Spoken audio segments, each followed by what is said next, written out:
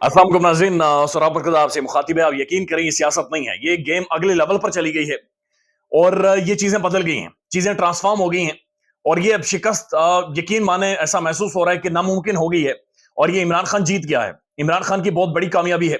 उस्मान डार का एक इंटरव्यू करवाया गया और प्लांटेड इंटरव्यू था और इमरान खान के खिलाफ नैरेटिव बनवाने की कोशिश की गई, लेकिन उस इंटरव्यू की अभी स्याही भी खुश्क नहीं हुई थी, यानी मेहंदी भी खुश्क नहीं हुई थी कि 50 सेकंड की वीडियो आती है। ये वीडियो उस्मान डार की वालदा की है। ये खातून है, कोई 60-70 साल इनकी उम्र है। इनकी वीडियो आती है और ये वही खातून है जो आज से कुछ दिन पहले हाथ जोड़कर कह रही थी कि मेरे बेटे को बाजियाब करवाएं।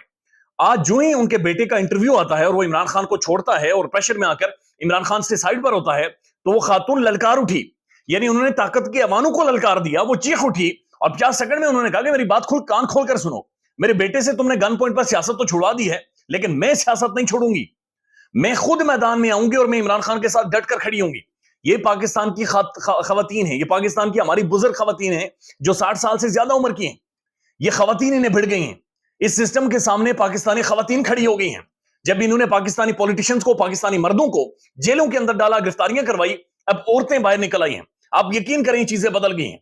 ये खौफनाक हद तक चीजें बदल गई हैं और ये असल टक्कर जाकर अब हुई है जो उस्मान डार की वालदा की वीडियो आई है। आप सिर्फ आवाज की ललकार सुने, आप सिर्फ बॉडी लैंग्वेज सुने, आप आंखों के अंदर वो चमक सुने। मैं चाह रहा हूं कि थोड़ी सी आवाज आपको सुनवाऊं। आप सिर्फ इस आवाज के अंदर गम गरज और ललकार सुनिएगा। ये पैगाम है जो एक वालदा जिसका बेटा इतने अरसे से गायब था, अचानक अगर जब वो खान को छोड़ता है तो ये वालदा चले शुक्र अदा करना चाहिए बेटा घर आ गया, लेकिन नहीं। इन ये जो बात कर रही हैं, इन्होंने कहा जनाब सियासत नहीं छोड़नी और खान को नहीं छोड़ना। अब ये ललकार सिर्फ आप आवाज की सुने, उसके बाद मैं आपको कुछ ट्वीट पढ़ के बताता हूं कि असल में रिएक्शन क्या आया है। बिस्मिल्लाहिर्रहमानिर्रहीम। ख्वाजा साहब, मेरी बात गौर से सुन लो। मेरी बात गौर से सुन लो। जो तुम चाहते थे वो तुमने उस्मान डार को गन पॉइंट पे रखकर अपने मकासद को पूरा किया है। सियासत उस्मान डार ने छोड़ी है, उसकी वालदा ने नहीं। ये देखें, सियासत उस्मान डार ने छोड़ी है, ये सियासत उसकी वालदा ने नहीं छोड़ी। ये हमारी माएं हैं, ये हमारी माएं हैं, ये पाकिस्तान की माएं हैं जो बोल उठी हैं। यानी अंदाजा लगाइए, जिस एक ऐसा टाइम है जहां पर बाहर निकलते हुए आपको डर लगता है, उस दौर में ये खातून या हमारी वालदाएं ललकारना शुरू हो गई हैं। अब तेरा मुकाबला मैं करूंगी सियासत में और मेरा चैलेंज है तुम्हें कि तुम मैदान में आओ और देखो कि तुम्हारे शेर का मैं क्या असर करती हूँ।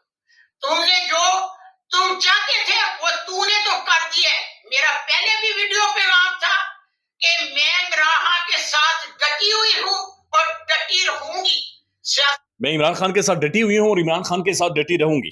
ये जनाब वाज़े तौर पर उस्मान डार की वालदा का पैगाम है। जब उनका बेटा जो 5 माह से अंडरग्राउंड है, 20 दिनों से लापता, 20-25 दिनों से, आज जब वो मंजरेआम पर आया तो वालदा ने मानने से इनकार कर दिया कि जनाब ये ड्रामेबाजी, ये जो आपने इंटरव्यूज और प्रेस कॉन्फ्रेंसेस के जरिए शुरू की है, ये अब नहीं चलेगी। लिहाजा बात बड़ी क्लियर है कि अब आप खुद खवातीन सड़कों पर आएंगी। इमेजिन करें कि जब हमारी वालदाएं, पाकिस्तान की ये खवातीन, ये 60-70 साल की खवातीन, इनके घुटनों में दर्द है लेकिन ये सड़कों के ऊपर होंगी। जब ये बात कर रही होंगी तो ये फिर वो सियासी बयान नहीं होगा, ये बयान फिर अवाम का बयान होगा और ये बयान बड़ा मुख्तलिफ होगा। अब मैं कुछ एक ट्वीट्स आपके सामने रख देता हूं, आपको समझ आएगी कि कहानी क्या हुई है। अली नवाज अवान साहब लिखते हैं, जिसको वालदा की रेप की धमकियां दी गई वो नहीं टूटा, जिसका घर तोड़ा गया, फैक्ट्री सील की गई, मां और बीवी बच्चों समेत पूरी फैमिली को दरबदर जलील किया गया, वो ना टूटा। मगर इगवा के बाद ऐसा क्या हुआ कि उस्मान डार टूट गया? अब ये वो सवाल है पूरा पाकिस्तान पूछ रहा है कि आखिर क्या हुआ कि उस्मान डार गायब होता है और उसके बाद उस्मान डार आता है, उसकी बॉडी लैंग्वेज भी बदली हुई है और बिल्कुल एक मरी हुई आवाज में वो एक इंटरव्यू देता है और चीजें बदलना शुरू हो जाती हैं। मलिहा हाशमी साहब लिखते हैं, उस्मान डार की दुनिया न्यूज पर मुराद सईद और आजम सवाती के खिलाफ चार्जशीट। उस्मान डार जो पॉइंट भूल रहे हैं वो कामरान शाहिद उनको एहतियातन याद दिला रहे हैं। यानी जहां पर उस्मान डार भूल रहा था चीजें, कामरान शाहिद लुकमा देकर उन्हें याद दिला रहे थे और बार बार कह रहे थे कि ये जो इंस्ट्रक्शंस है ये इमरान खान ने दिए, ये जो इंस्ट्रक्शंस है इमरान खान ने दिए। यानी वो बार बार उसके मुंह से इमरान खान का वर्ड निकलवाना चाह रहा था। उस इंटरव्यू को आप बगौर सुने तो हार्डली उस्मान डार ने प्रेशर में आकर या फिर उसके दबाव में आकर 2 से 3 दफा इमरान खान का नाम लिया, नहीं तो उन्होंने खान का नाम ही नहीं लिया। लेकिन तकरीबन जो कामरान शाहिद है उस इंटरव्यू में 8 से 10 दफा इमरान खान का नाम लेकर उनके मुंह में डालते हैं। ये सारी बातें अगर उस्मान डार गिरफ्तार, अगवा होने से पहले करता तो यकीनन अवाम को लगता कि वो जो बात कर रहे हैं खुद कर रहे हैं। अब ऐसा महसूस हो रहा है कि वो खुद नहीं कर रहे। उसके बाद जनाब अहमद हसन साहब लिखते हैं ट्विटर के ऊपर, वो कहते हैं माऊ बहनों की जब इज्जतें दाव पर लगें और लगी हों और गन पॉइंट पर खुफिया बंदूक हो तो अक्सर जुबान दुश्मन के मातहत हो जाती है। یہ کہہ رہے ہیں کہ اکثر زبانیں پھر دشمن کے ماتحت ہو جاتی ہیں جب آپ کا سب کچھ داؤ پر لگاؤ. ان کی فیکٹریاں بند کی گئی, ان کے گھر سیل کی گئی, یعنی عثمان ڈار کا گھر سیل کر کے اس کی والدہ کو سڑکوں پر لایا گیا, یعنی ان کی والدہ کی تذلیل کی گئی, والدوں کی ذلیل کیا گیا. ہمارے والدائیں, یعنی عثمان ڈار کی وہی والدہ جو ہم سب کے گھروں میں والدوں کا ایک روپ ہوتا ہے, یعنی وہی روپ ہے. دوپٹہ انہوں نے اوڑا ہوتا ہے, بڑی خوبصورت ایک اخلاق والی خاتون ہے, اور ان سے ماں کی ممتا محسوس ہوتی ہے. پورے کبھی بھی ان کی ویڈیو دیکھیں آپ کو وہ چیز محسوس ہوگی. اور ان کے ساتھ بھی یہ بڑا ظلم کیا گیا, یعنی ان کو بھی انہی کے گھر میں تالے لگا کر دربدر کیا گیا. اس کے بعد زبیر علی خان صاحب لکھتے ہیں عثمان ڈار کا انٹرویو نئے سلسلے کا آغاز ہے. پریس کانفرنس سے شروع ہونے والا اب ٹی وی انٹرویوز تک پہنچا ہے. مزید رہنماؤں پر دباؤ ڈالا جا رہا ہے. اس کی تفصیل کے لیے ایک ویلاگ عثمان ڈار کے انٹرویو سے قبل ہی ریکارڈ کر چکا ہوں. رات 10:30 بجے, یعنی کہہ رہے ہیں کہ ایک ویلاگ بھی انہوں نے کیا ہے, اور انہوں نے ساری. اب اسد علی طور صاحب, ان کے ساتھ بہت سارے اختلافات ہو سکتے ہیں, اور بہت سارے اختلافات ہیں بھی. بعض اوقات ایسا محسوس ہوتا ہے کہ جو رپورٹنگ کرتے ہیں وہ کسی کے کہنے پر کرتے ہیں, لیکن ابھی جو انہوں نے ٹویٹ کیا ہے, I mean very pertinent and to the point انہوں نے بات لکھی ہے.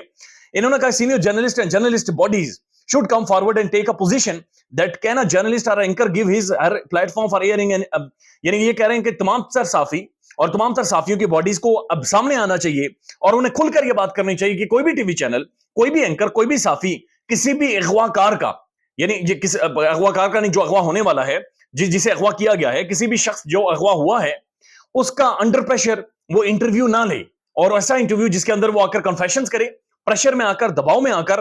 Let's call it loud and clear. وہ کہہ رہے ہیں کہ اس کو کلیئر کٹ کہیں کہ عثمان ڈار نے پریشر میں آ کر انٹرویو دیا ہے, اور اس انٹرویو کو تمام تر جرنلسٹ باڈیز اور صحافیوں کو, سینئر صحافیوں کو اس کا بائیک آؤٹ کرنا چاہیے. تو سوشل میڈیا, پاکستانی عوام اس چیز کو ماننے کو تیار ہی نہیں ہے, بلکہ الٹا اور زیادہ ایکسپوز ہوا ہے پاکستان کا سسٹم کہ کس طرح سے ان کو اٹھایا جاتا ہے, مارا جاتا ہے, کٹا جاتا ہے, ان کے بچے, ان کی فیملیز, ان کے گھر, ان کے کاروبار, سب کچھ برباد کیا جاتا ہے. پھر انہیں گن پوائنٹ پر اور زیادہ ڈرا کر ان سے پریس کانفرنسز کروائی جاتی ہے, اور اب تو انٹرویو کا سلسلہ شروع ہو گیا ہے.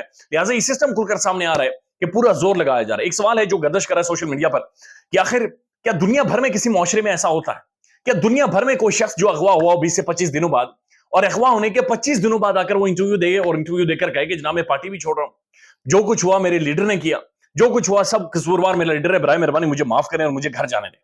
آپ اندازہ لگائیں دنیا بھر میں ایسا ہوتا ہے. قاضی فائزہ صاحب, جسٹس قاضی فائزہ صاحب 15 ججز کو لے کر روزانہ بیٹھ جاتے, پرائم ٹیلی ویژن پر نشریات ہوتی ہیں, نیوز چلتی ہیں, لیکن بدقسمتی یہ ہے پاکستان کے اندر جو سیاستدان ہیں, صحافی اٹھائے جاتے ہیں, اغوا ہو جاتے ہیں, اور اس کے بعد آ کر ان کی زندگیاں بدلی ہوتی ہیں. یعنی عمران ریاض خان کا ڈی این اے بدل کر رکھ دیا گیا. یہ کیا ظلم ہے, کیا انتہا ہے, ظلم کی انتہا ہے. یعنی آپ کیسے اسے جسٹیفائی کر سکتے ہیں, آپ کیسے اس خوف سے آزاد ہو سکتے ہیں, اس ٹیرر سے آزاد ہو سکتے ہیں کہ آپ کو کوئی اٹھا لے اور اس کے بعد آپ ملیں. یعنی خوفناک ہے, یہ دردناک ہے, یہ پریشان کن ہے, اور یہ اتنا پریشان کن ہے کہ آپ سوچیں تو آپ کی نیند غائب ہو جاتی ہے. اور وہی کچھ عثمان ڈار کے کیس میں ہم لوگ دیکھ رہے ہیں, غائب ہو گئے, آگے پریس کانفرنس کر دی, انٹرویو دے دی, اینڈ دس از ہاؤ معاملہ ختم. خیال رکھیے گا اپنا, اللہ حافظ.